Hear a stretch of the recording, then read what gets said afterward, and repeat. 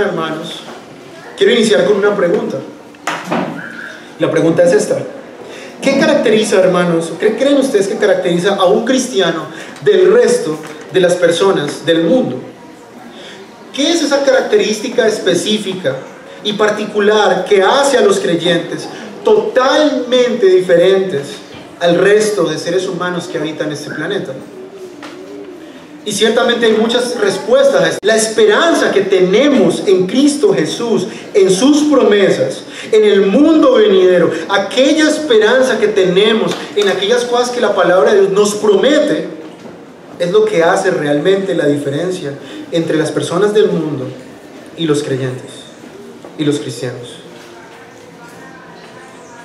Ahora, ¿por qué hablo de esto, hermanos? Porque la fe está directamente relacionada con la esperanza. Si la esperanza es aquella confianza que tenemos en las cosas futuras, la fe es precisamente ese vehículo a través del cual nosotros poseemos aquella esperanza. La fe nos permite ver la realidad, hermanos, no desde la perspectiva meramente humana, sino desde la perspectiva de Dios. La fe es la que nos hace ver cómo Dios tiene un plan desde la eternidad pasada, en el presente, con dirección al futuro. Sus promesas, su plan y todos los propósitos eternos, hermanos, al tener un entendimiento correcto de ellos, hace que en el creyente se produzca esperanza.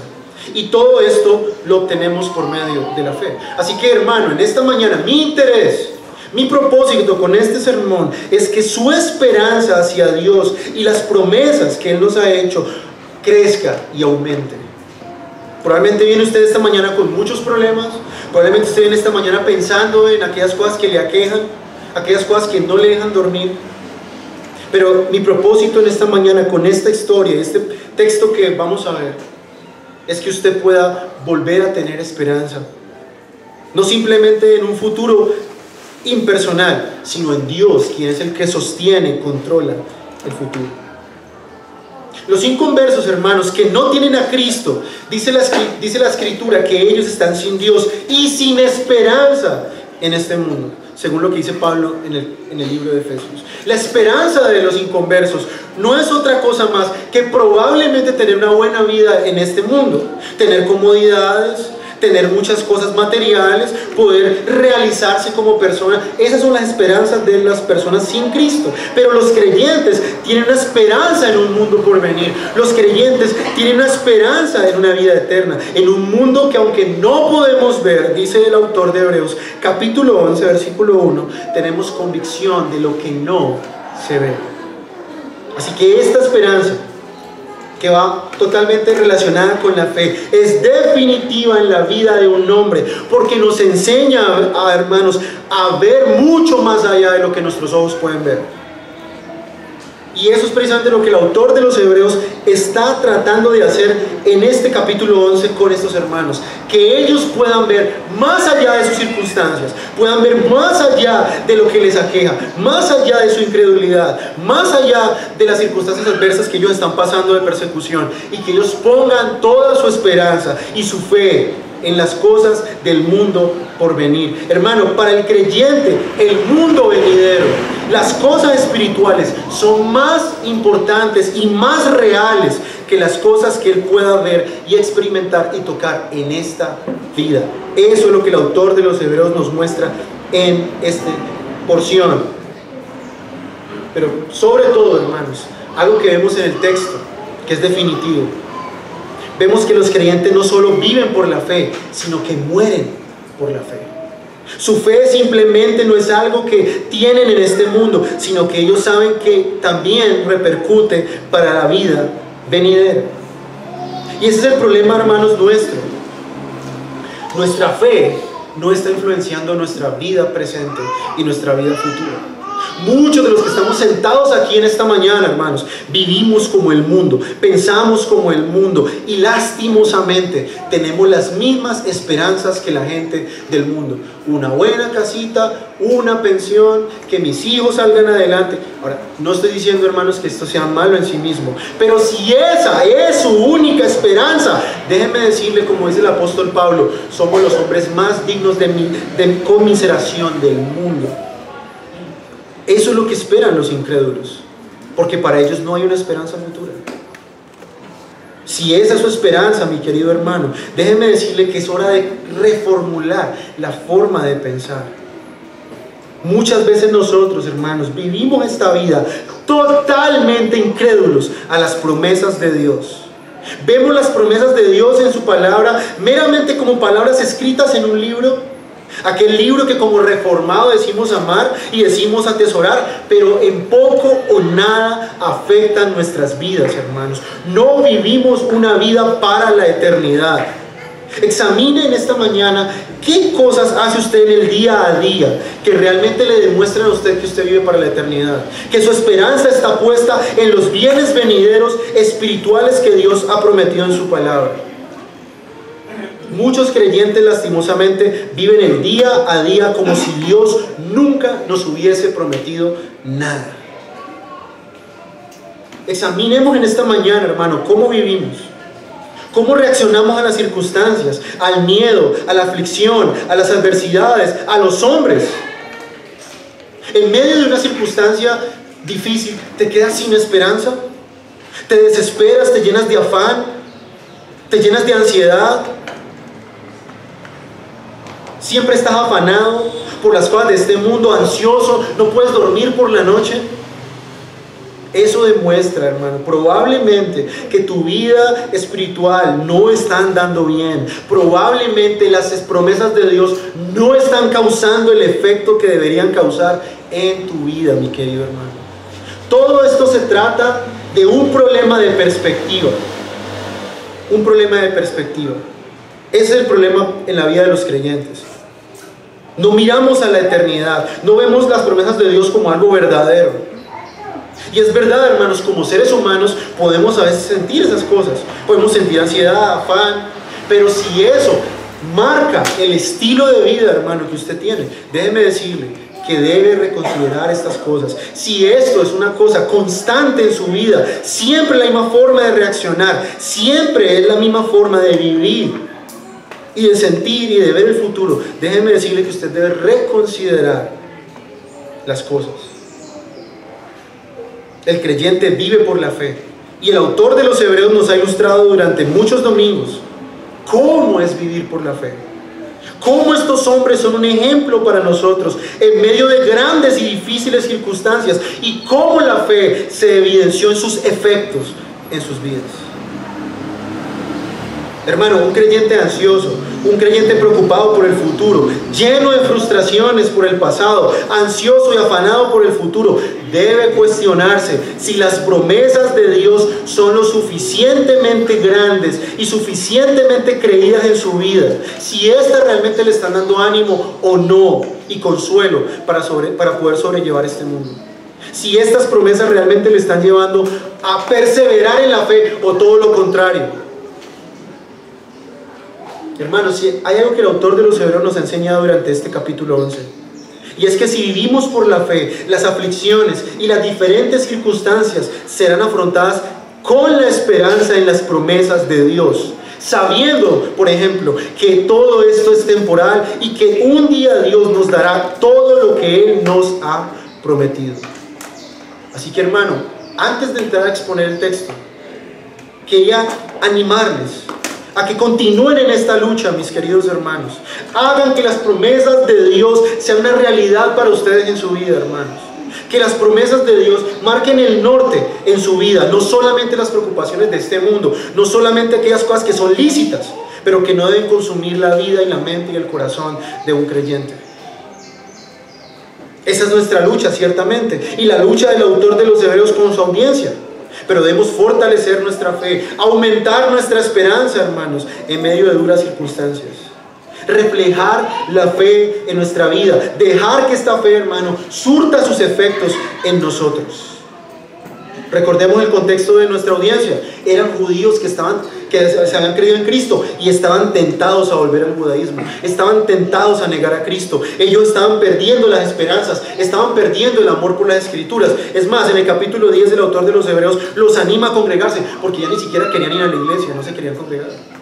Estos hombres estaban tratando de volver atrás, pero el autor de los Hebreos pone diferentes ejemplos de estos hombres del Antiguo Testamento para que ellos no se olviden que la fe que ellos tienen es la misma fe que que estos personajes tenían también. Así que el autor de los Hebreos, continuando con nuestro texto, nos va a traer durante estos 2 domingos 2 personajes más del Antiguo Testamento para mostrarnos los efectos de la fe en sus vidas. Uno de ellos, el que veremos hoy, será la vida del gran líder Josué. Y dentro de 8 días, si el Señor lo permite, será la mujer Rahab, la ramera. Así que en esta mañana, yo espero que ustedes hicieron la tarea, hermanos, leyeron los capítulos 1 al 6 de Josué. Si no los leyó, créanme que va a quedar perdido en todo lo que vamos a ver, porque esa es la base de nuestro texto. El autor nos está mostrando en el versículo 30 qué fue lo que pasó desde la perspectiva divina, pero desde la perspectiva humana vamos a ver lo que le pasó al pueblo de Israel con Josué. Ahora, el autor de los Hebreos nos está explicando un suceso que pasa 40 años después. Nos trasladamos 40 años después de lo que leímos hace 8 días, de la salida del pueblo de Israel de la tierra de Egipto, y el pueblo empieza su peregrinaje hacia la tierra de Canaán, la tierra que Dios le había prometido a su padre Abraham, ¿cierto? Y que ellos serían la descendencia que le habrían de heredar, ¿cierto? Los hermanos que están estudiando conmigo los jueves teología pactual van a entender estos pasajes de una forma más clara, porque vemos aquí el cumplimiento del pacto que Dios había hecho con Abraham. Ellos deberían entrar a poseer la tierra, pero pasa algo sorpresa, y es lo que pasa en el libro de Éxodo. El pueblo comienza a cuestionar a Dios en medio del desierto, y comienza una lucha entre el pueblo y Dios durante 40 años, porque no son capaces de creer que Dios les va a dar la tierra de Canaán, y comienzan a cuestionar: ¿y por qué nos vinimos de Egipto? Estábamos mejor siendo esclavos. ¿Para qué Dios nos trajo al desierto? Para matarnos, y tenemos hambre, y tenemos sed, y Señor, mira esto, y mira lo otro. Era un pueblo quejambroso, era un pueblo incrédulo. De hecho, ustedes se dan cuenta, hermanos, el autor de los Hebreos pasa del evento de la salida de Egipto y salta directamente a la entrada de Canaán. El autor no habla nada de lo que pasó durante esos 40 años en el desierto, y uno se preguntará: ¿por qué el autor no dice nada de estos 40 años en el desierto? La respuesta es que el pueblo no tuvo fe durante esos 40 años. Dios hizo un pacto con el pueblo en el Sinaí, pero lastimosamente en su gran mayoría ese pacto fue hecho con un pueblo incrédulo, con un pueblo de inconversos. Por eso vemos que la mayoría o toda esta generación murió en esos 40 años, y se levantó otra generación, que es la generación que Josué va a hacer entrar a la tierra de Canaán. El autor se enfoca en la entrada del pueblo por la fe y no en la incredulidad de 40 años en el desierto. Porque si hay algo, hermanos, que marcó al pueblo en esta etapa de su historia, fue que duraron 40 años tentando a Dios en el desierto, y por su incredulidad, al romper el pacto que ellos se habían comprometido en Deuteronomio 28 a cumplir. ¿Se acuerdan, hermanos? Los que estudiamos los jueves: y todas estas cosas ha dicho Jehová para que las cumpláis. Y el pueblo decía: amén, las vamos a cumplir. Pero ¿qué pasó durante los 40 años? Rompieron el pacto, y toda esa generación murió postrada en el desierto. No hubo fe en el Señor entre el pueblo, solamente unos pocos, dentro de eso Josué. Así que el autor pasa por alto a estas personas, porque no son ejemplo de nada en esto, ¿cierto? Ahora, otra pregunta que podemos hacer en el texto: ¿por qué no se nombra a Josué? El texto dice que simplemente por la fe los muros cayeron. Vemos en el pasaje de Hebreos 11 que el autor llama por su nombre casi que a todos los personajes bíblicos, pero aquí, ¿por qué no habla de Josué? Ahora, ¿saben por qué no se nombra a Josué? Porque el autor se va a enfocar no a la fe de Josué, sino a la fe del pueblo de Israel. Fue el pueblo quien tuvo esta fe, pero como veremos más adelante, no obstante, fue Josué el que les animó a esta fe. Y los hermanos que leyeron el capítulo 1 al 6 de Josué se van a dar cuenta que fue él precisamente el que les motivó a esta fe, ¿cierto? En el capítulo 6 de Josué, como ustedes pudieron leer, se nos ilustra en sí el hecho de cómo los muros cayeron, pero podemos ver desde el capítulo 1 cómo Josué comienza a fortalecer al pueblo y cómo motivó al pueblo a creer también, siendo él un líder. Vamos a leer Josué capítulo 1. Ya no tenemos solo bulla allá, sino acá también. Dios mío. Por favor, hermanos, vamos a hacer el esfuerzo de concentrarnos. Miren ustedes cómo comienza Dios a fortalecer la fe de Moisés. Dice, aconteció, Josué 1:1, después de la muerte de Moisés, siervo de Jehová, que Jehová habló a Josué, hijo de Nun, servidor de Moisés, diciendo, mi siervo Moisés ha muerto. Ahora pues levántate y pasa este Jordán, tú y todo este pueblo, a la tierra que yo les doy a los hijos de Israel. Yo os he entregado, ahora miren cómo empieza el texto, yo os he entregado, como lo ha dicho Moisés, todo lugar que pisare la planta de vuestro pie, desde el desierto y el Líbano hasta el gran río Éufrates. Toda la tierra de los heteos hasta el gran mar donde se pone el sol será vuestro territorio. Ahora, mire cómo comienza Dios a fortalecer la fe de Josué y del pueblo. Nadie podrá hacerte frente en todos los días de tu vida. Como estuve con Moisés, estaré contigo. No te dejaré ni te desampararé. Dios comienza en primer lugar fortaleciendo la fe de Josué. Imagínense a Josué, un hombre, después de 40 años que había pasado el tiempo de Moisés, y este hombre, de repente Moisés muere, Dios se lleva a Moisés y queda él solo, ¿cierto? Y él ve probablemente toda esa gran multitud de personas, toda esa generación del desierto, y ahora él dice, bueno, ¿y qué vamos a hacer ahora? Sabemos que hay una promesa de Dios de entrar a la tierra de Canaán, pero ¿cómo lo vamos a hacer? Y lo primero que Dios hace es asegurar a Josué y decirle que así como él estuvo con Moisés, él estaría con él. Y mire cómo Dios comienza a darle promesas y dice en el versículo 5, nadie te podrá hacer frente en todos los días de tu vida. No te dejaré ni te desampararé. Ahora, esa es la promesa. Mire lo que sigue después. Esfuérzate y sé valiente. Es el contexto de estas palabras que muchos de nosotros conocemos, que las encontramos en las tarjeticas, ¿cierto? Esas de promesas, que personalmente no me gustan por eso, porque sacan fuera de contexto los pasajes. Pero mire el contexto en el cual estas palabras fueron escritas. Dios le dice a Josué que él va a estar con él, pero Josué tenía que hacer algo. No era que Josué pensaba de esta manera, bueno, Dios está conmigo, listo, voy a acostarme aquí a esperar a que Dios haga todo. Dice, esfuérzate y sé valiente, porque tú repartirás a este pueblo por heredar la tierra, de la cual juré a sus padres que la daría a ellos. Solamente esfuérzate y sé muy valiente para cuidar de hacer conforme a toda la ley que mi siervo Moisés te mandó. No te apartes de ella, ni a diestra ni a siniestra, para que seas prosperado en todas las cosas que emprendas. Ahora, los hermanos que están estudiando teología pactual saben a qué se refiere este texto. La ley que Dios dio a Moisés era para vivir dentro de la tierra de Canaán. Así que Dios una vez más le promete a Josué que si él cumple y si él obedece a Dios, vendría prosperidad al pueblo de Israel en la tierra de Canaán. Nunca se apartará de tu boca este libro de la ley, sino que de día y de noche meditarás en él, para que guardes y hagas conforme a todo lo que en él está escrito, porque entonces harás prosperar tu camino y todo te saldrá bien. Noten ustedes dos cosas en el texto. Por un lado, Dios promete su presencia, que estaría con Josué, pero ¿qué tendría que hacer Josué? Esforzarse en estudiar y meditar la palabra de Dios. Y es aquí, hermanos, donde el autor a los hebreos le lleva esa exhortación a su audiencia.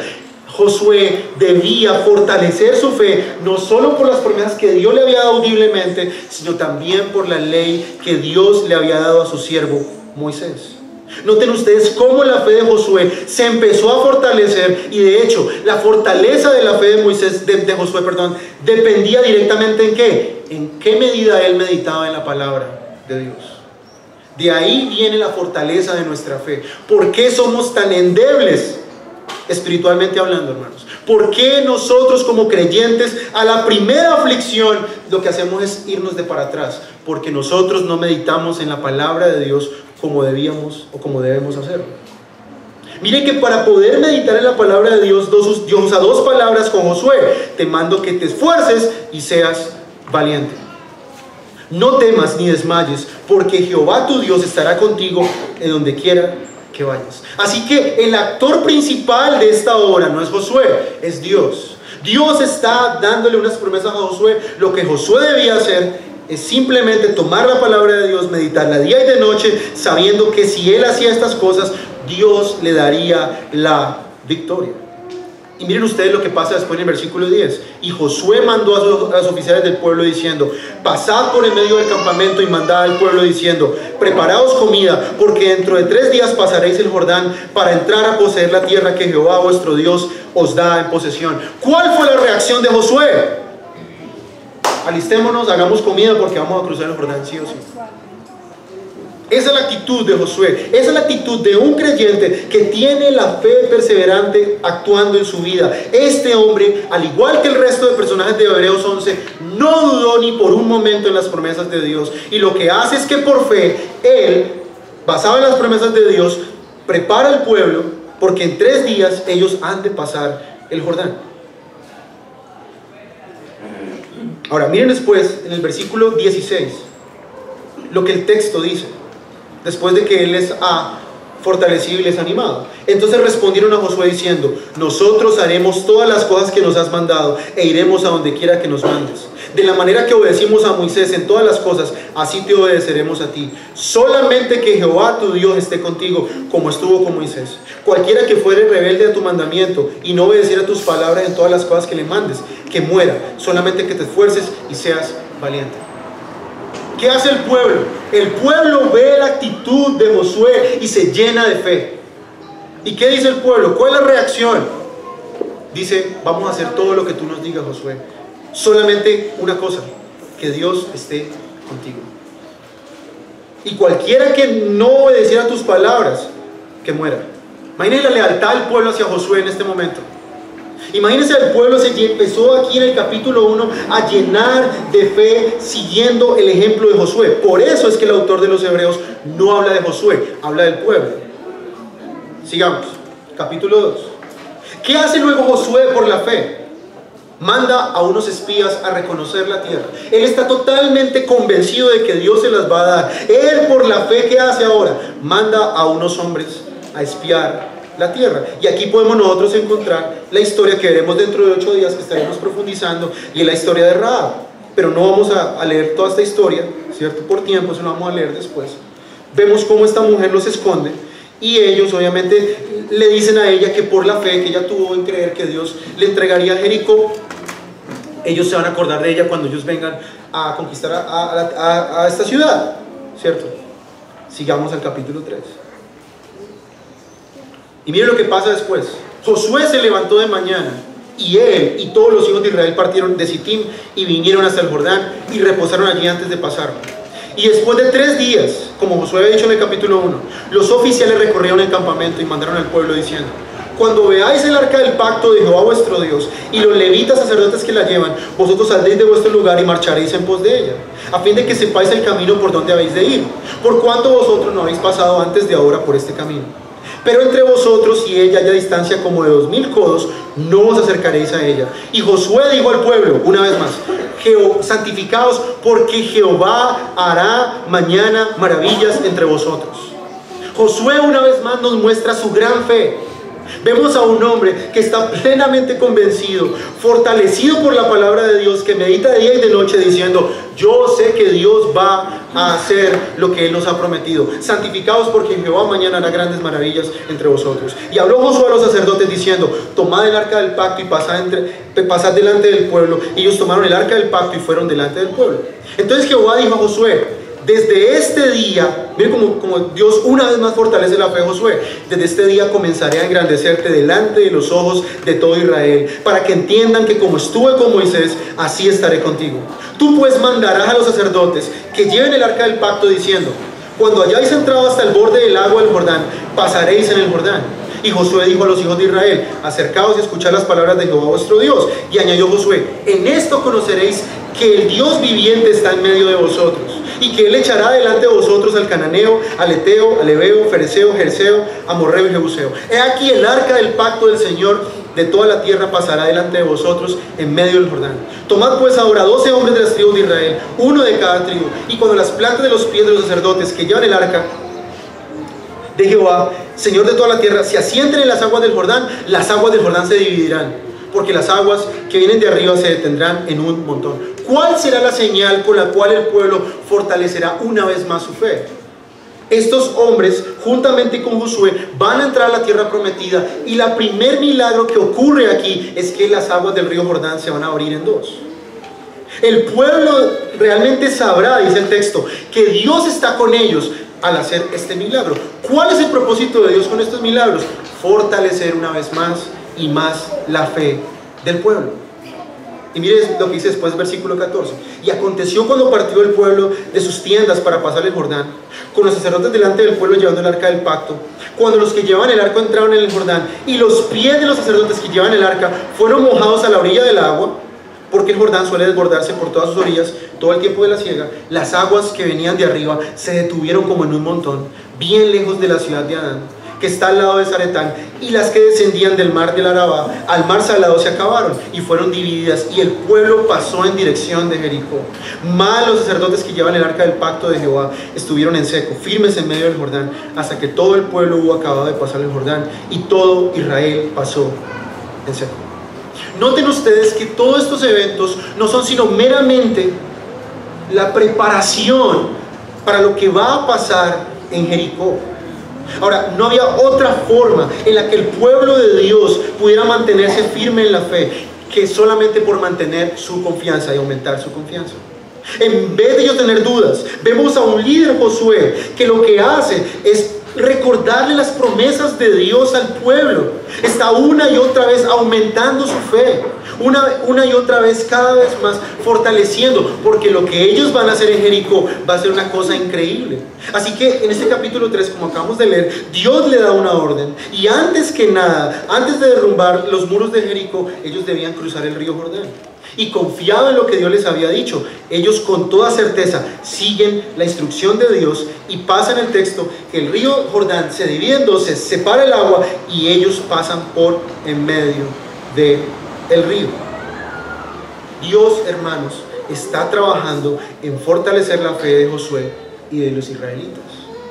Hermano, Dios está empeñado en fortalecer tu fe a través de aflicciones, a través de pruebas, a través de diferentes circunstancias. Hay una cosa que a Dios, al igual que a los israelitas, le interesa más que nada, hermano, y es que tú puedas aumentar tu confianza en Él, que puedas creer cada vez más en sus promesas, que tu fe se pueda evidenciar cada vez más en una vida confiada en Dios y en lo que Él te ha prometido. El enfoque de esta historia, hermano, no son los milagros en sí. No es el hecho de que Dios haya partido el Jordán en dos. Realmente el punto del texto, como lo dice el autor de los Hebreos, es que el pueblo de Israel pueda aumentar más y más su confianza en las promesas de Dios. ¿Cómo creen ustedes que los hebreos a los que fue escrito esta historia en la carta a los Hebreos pudieran pensar? ¿Qué cosas pudieran ellos imaginarse cuando el autor les recuerda la historia de Josué? Bueno, que Dios está empeñado en fortalecer nuestra confianza en Él. Así que esta es la exhortación que el autor está tratando de darles a ellos en el libro.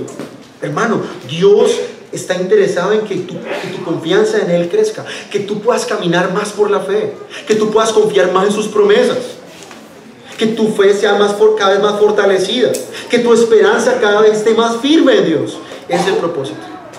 Sigamos hasta el capítulo siguiente. Luego, después de esto, versículo 1 del capítulo 4 pasa lo siguiente.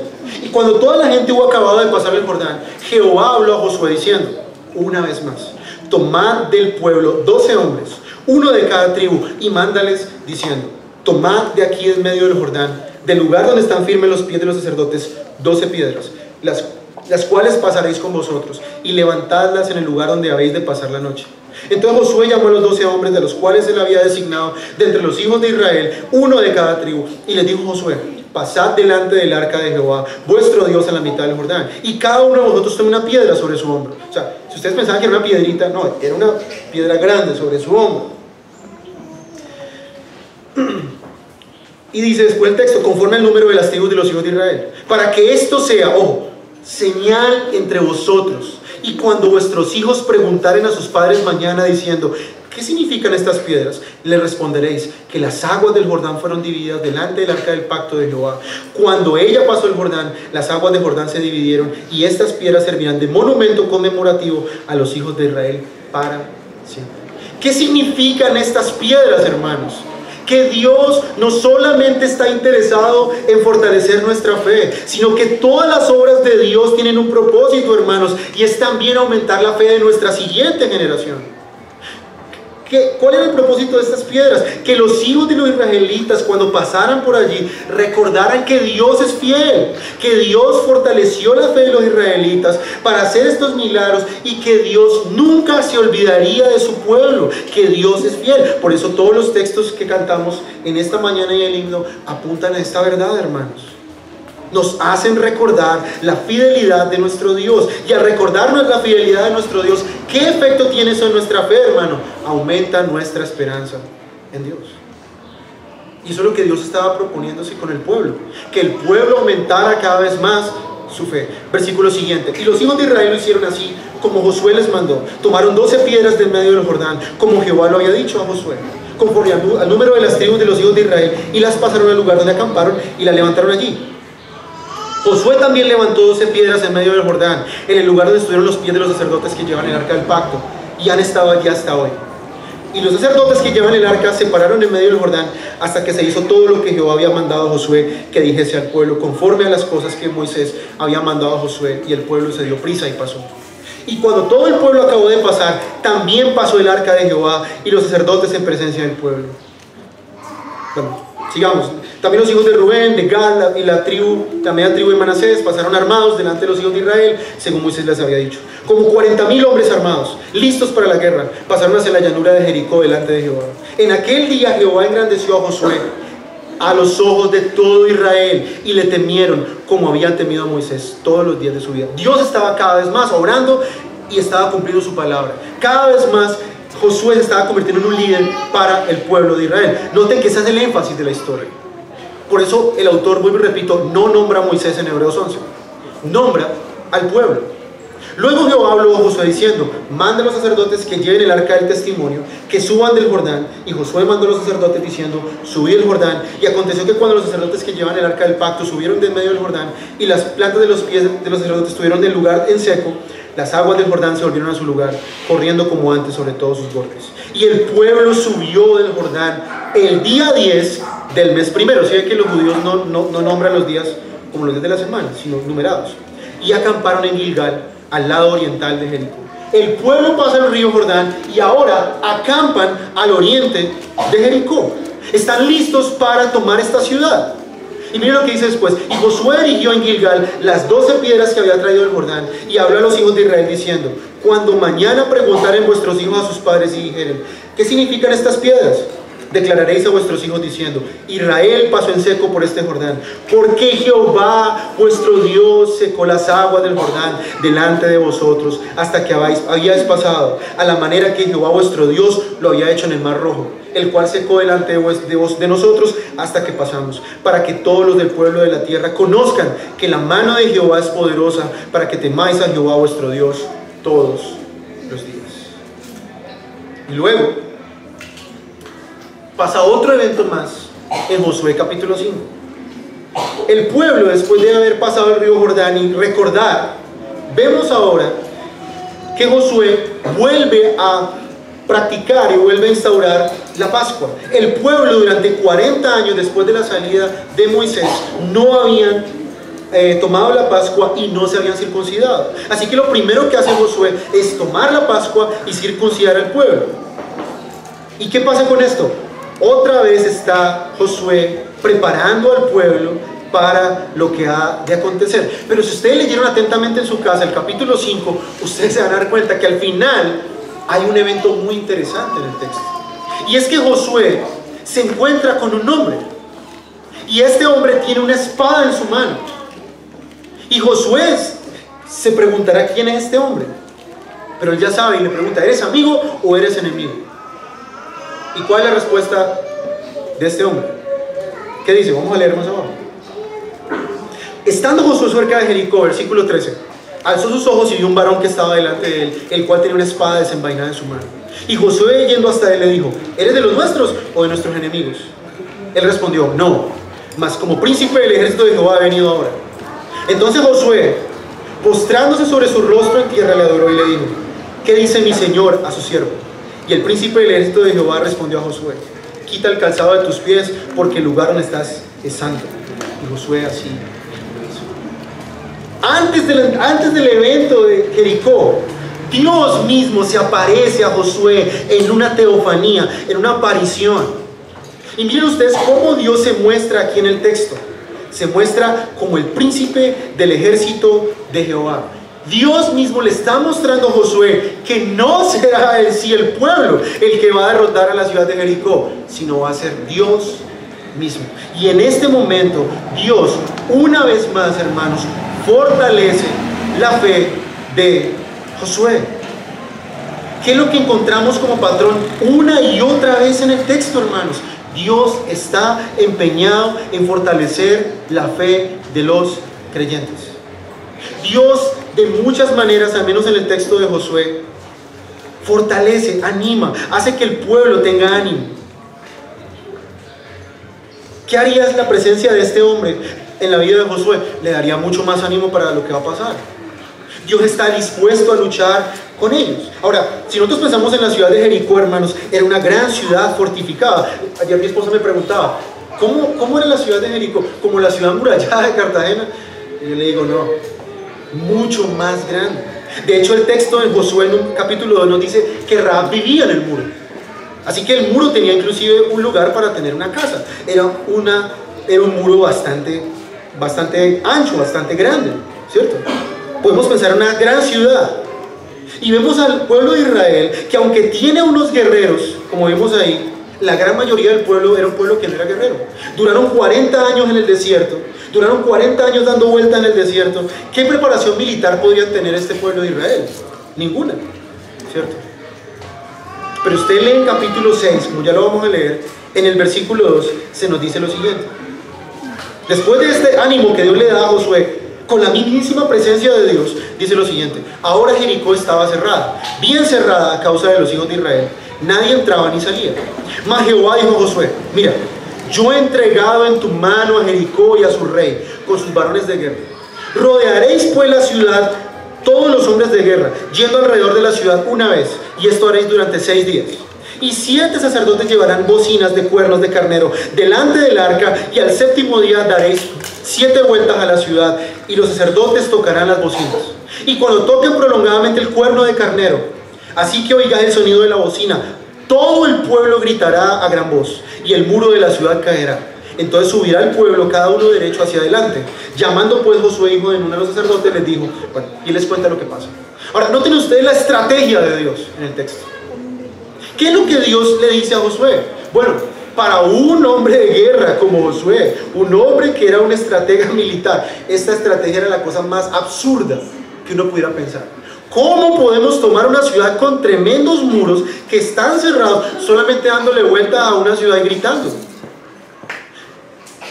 Para las personas que han estado en la milicia, se sabe que obviamente para poder tomar o para hacer un golpe de mano, ¿cierto? Como se llama en términos militares, a un campamento o a una cosa, tiene que haber armas, tiene que haber una estrategia, tiene que haber una cuestión donde haya sangre. Pero Dios simplemente le dice a Josué: tú vas a tener que dar vueltas, todos los días una vuelta, y en el último vas a dar 7, y luego cuando ya estén en el punto van a gritar y los muros se van a caer. Una vez más vemos aquí cómo Dios da unas instrucciones similares a las de la Pascua. La liberación y la victoria vendría de una forma inesperada. Así como la sangre en una puerta parecía algo extraño para los israelitas, como vimos hace 8 días, esto que Dios les dice a ellos también es algo absurdo. ¿Cómo podríamos tomar una ciudad así? Bueno, hermanos, eso es lo que realmente el autor de los Hebreos quiere llevar a su audiencia. ¿Cómo tomar una ciudad tan grande, imposible de conquistar? Pero, hermano, las instrucciones de Dios no tienen nada que ver con eso. No es un procedimiento militar. No es por medio de sabiduría humana. Iba a ser por medio de la fe. Y por la fe el pueblo, se nos lo ilustra más abajo, ellos aplicaron el método de Dios para tomar una ciudad imposible para los hombres. ¿Qué hace el pueblo? Lo que dice el autor de los Hebreos capítulo 11 versículo 1. La fe es la esperanza, ¿cierto?, de lo por venir, y la convicción de lo que no se ve. ¿Y ellos qué hicieron? No dudaron, sino que, como el texto nos muestra, hicieron tal cual lo que Dios les mandó. Miren lo que dice más abajo, Versículo 12. Y Josué se levantó de mañana, y los sacerdotes tomaron el arca de Jehová. Y los 7 sacerdotes, llevando las 7 bocinas de cuerno de carnero, fueron delante del arca de Jehová, andando siempre y tocando las bocinas, y los hombres armados iban delante de ellos, y la retaguardia iba tras el arca de Jehová, mientras las bocinas tocaban continuamente. Así dieron otra vuelta a la ciudad el segundo día, y volvieron al campamento, y de esa manera hicieron durante 6 días. Al 7º día se levantaron al despuntar al alba, y dieron vuelta a la ciudad de la misma manera 7 veces. Solamente este día dieron vuelta alrededor de ella 7 veces. Y cuando los sacerdotes tocaron las bocinas la 7ª vez, Josué dijo al pueblo, el pueblo fue el que tuvo fe: gritad, porque Jehová os ha entregado la ciudad, y será la ciudad anatema a Jehová con todas las cosas que están en ella. Solamente Rahab la ramera vivirá con todos los que estén en casa con ella, por cuanto escondió a los mensajeros que enviamos. Pero vosotros guardaos del anatema, ni toquéis ni toméis alguna cosa del anatema, no sea que hagáis anatema al campamento de Israel y lo turbéis. Mas toda la plata y el oro y los utensilios de bronce y de hierro serán consagrados a Jehová. Entren en el tesoro de Jehová. Entonces el pueblo gritó, y los